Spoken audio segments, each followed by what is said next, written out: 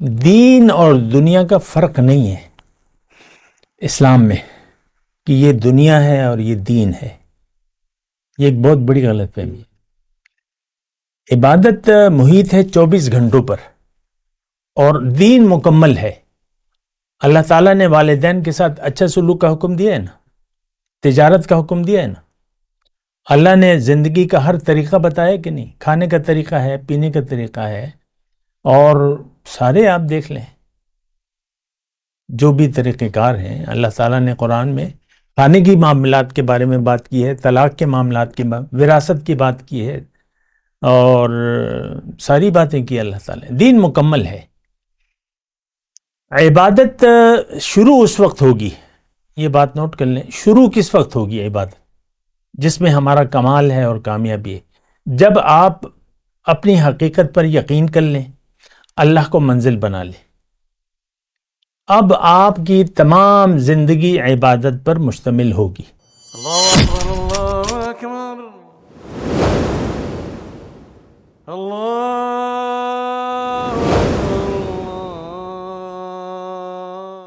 اعوذ باللہ من الشیطان الرجیم. بسم اللہ الرحمن الرحیم.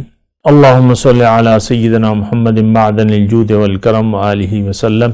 سامعین و ناظرین اکرام، السلام علیکم ورحمۃ اللہ وبرکاتہ. آج کا ہمارا موضوع یہ ہے کہ خالص عبادت مگر کیسے. دیکھیں، عبادت کا جو لفظ ہے یہ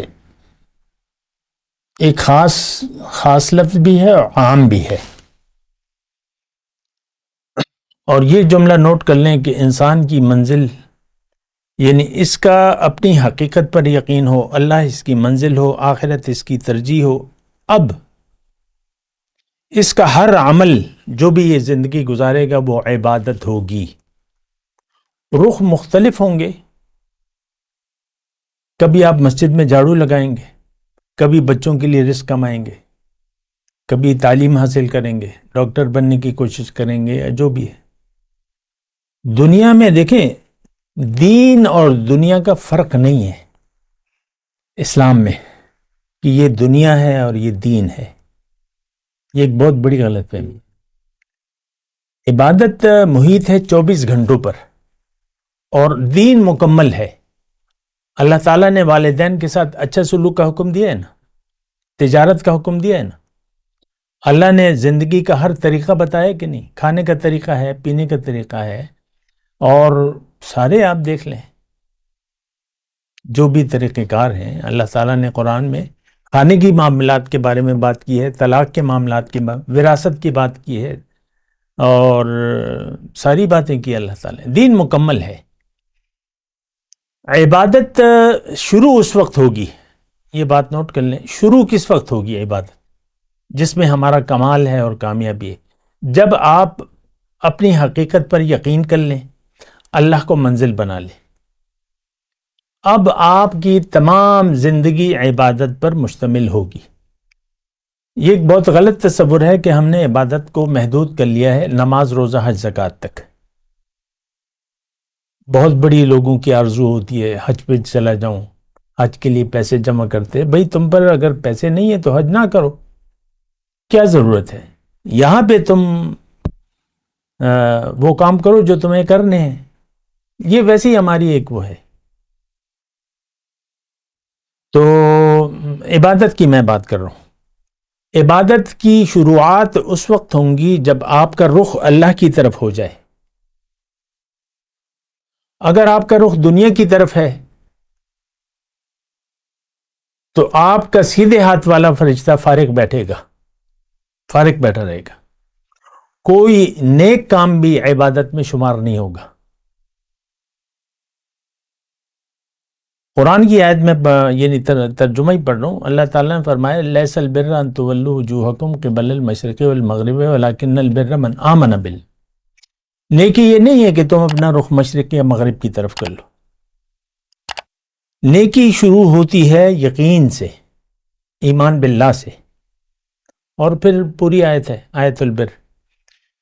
تو ہمارا تو یقین ہے نہیں، پھر عبادت کو ہم نے تقسیم کر دیا ہے. یہ آپ مسجد میں جھاڑو دے رہے ہیں تو یہ عبادت ہے مثال کے طور پر. یہ بچوں کے لیے کما رہے ہیں تو وہ اس کو ہم عبادت نہیں سمجھتے. عبادت سمجھتے ہیں عام طور پہ. آپ کاؤنٹر پہ کھڑے ہیں، مٹھائی بیچ رہے ہیں، چاول بیچ رہے ہیں، دال بیچ رہے ہیں، کوئی اس کو عبادت کہتا ہے؟ نہیں. کوئی ریڑھی لگا رہا ہے پھل فروش، تو آپ اسے کہیں کہ بھئی تم عبادت کے لیے بھی ٹائم نکال.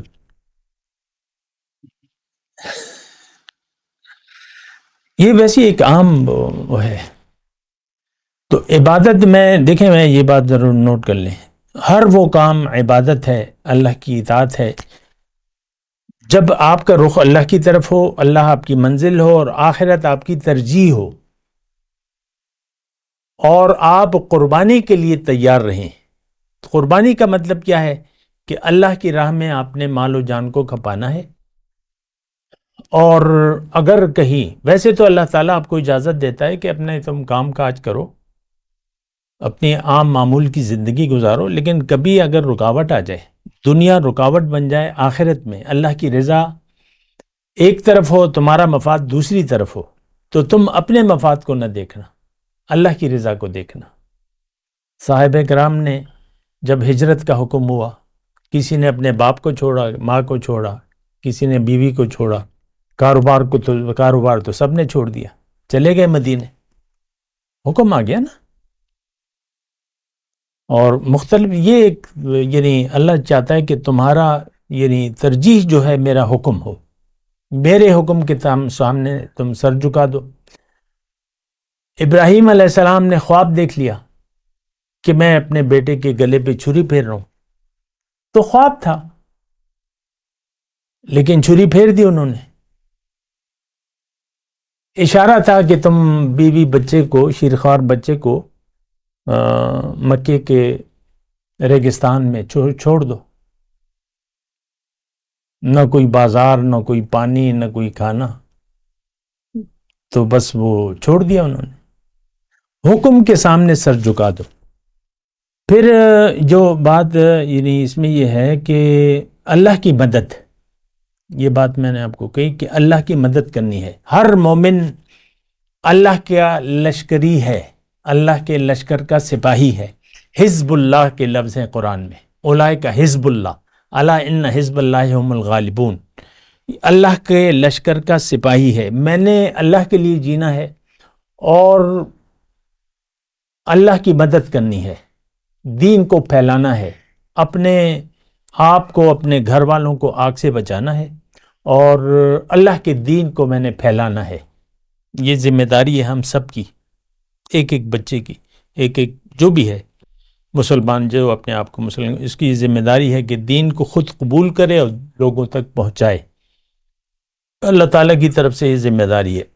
اب ایک مومن مثال کے طور پہ، ایک انسان اللہ کو منزل بنا لیتا ہے، تو اب یعنی میں الفاظ مختصر کر رہا ہوں، اس کی ترجیح جو ہے آخرت ہے، اللہ کی مدد ہے، اور اللہ کے دین کو پہنچانا ہے. اور پھر دیکھیں، پیغمبر آتا ہے تو اللہ تعالیٰ نے فرمایا کہ تم اس کی تعظیم بھی کرو گے اور اس کی تم مدد بھی کرو گے. تعزروہ و توقروہ، اس کی مدد کرو گے. صحابہ کرام مثال کے طور پہ، یہ حضور تشریف لائے، اگر صحابہ ان کی مدد نہ کرتے،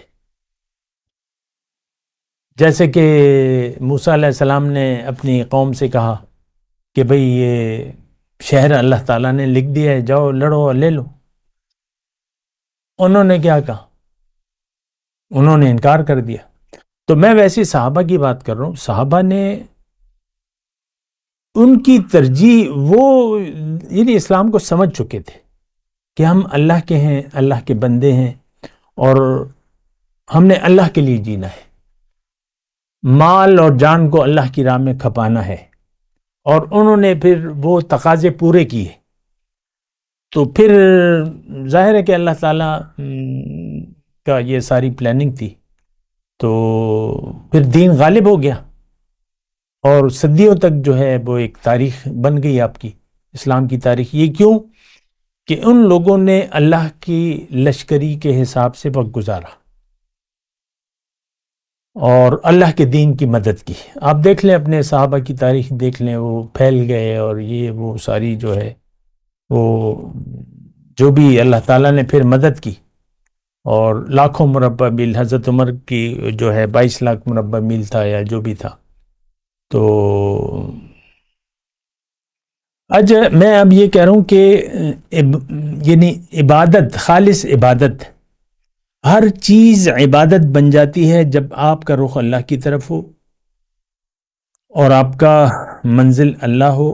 ہر کام عبادت بن جاتا ہے. ایک بات یہ نوٹ کر لیں، اس میں پھر فرق نہیں ہوتا کہ یہ تجارت ہے یا یہ ماں باپ کی خدمت ہے یا یہ اپنے بچوں کے لیے میں روزی کما رہا ہوں یا بیوی کے منہ میں نوالا دے رہا ہوں یا بچوں کی میں تربیت کر رہا ہوں یا دین کا کوئی کام کر رہا ہوں. یعنی ہم نے محدود کر دیا نا، یہ دین کا کام ہے.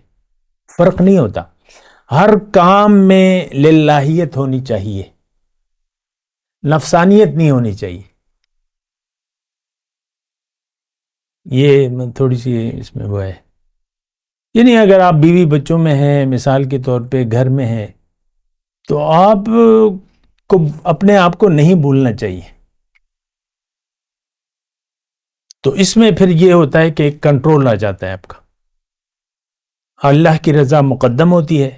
پھر آپ جو بھی کام کرتے ہیں اس میں رضا الہی کا خیال رکھتے ہیں. تقوی، احتیاط. تو احتیاط کا دامن تو کہیں بھی نہیں چھوڑنا چاہیے، جہاں بھی ہو جیسے بھی ہو. یہی تقوی ہے. اور جنت میں صرف متقی لوگ جائیں گے جنہوں نے احتیاط سے زندگی گزاری اور دین اور دنیا کے کاموں میں فرق نہ کیا. ہاں، ترجیح یا پھر جہاں ترجیح آ جاتی ہے وہاں پھر مطلب وہ پھر کرنا پڑتا ہے. مثال کے طور پہ حضرت ابوبکر صدیق نے غزوہ تبوک کے موقع پہ چندے کا مطالبہ ہوا تو گھر میں جھاڑو دے دی، پھر بیوی بچوں کا خیال نہیں رکھا. پلنگ اور برتن اور بسترے، یہ کوئی کہنے کی بات ہے نا، گھر خالی کر دیا.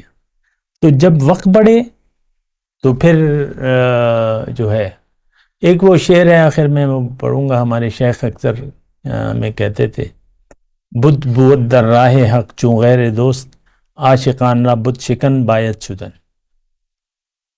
کہ دوست کے راستے میں اگر کوئی چیز بت بن جاتی ہے تو عاشق جو ہے پھر بت شکن بن جاتا ہے. وآخر دعوانا ان الحمدللہ رب العالمین. مولایا صلی وسلم دائما ابدا على حبیبک خیر الخلق کلہم.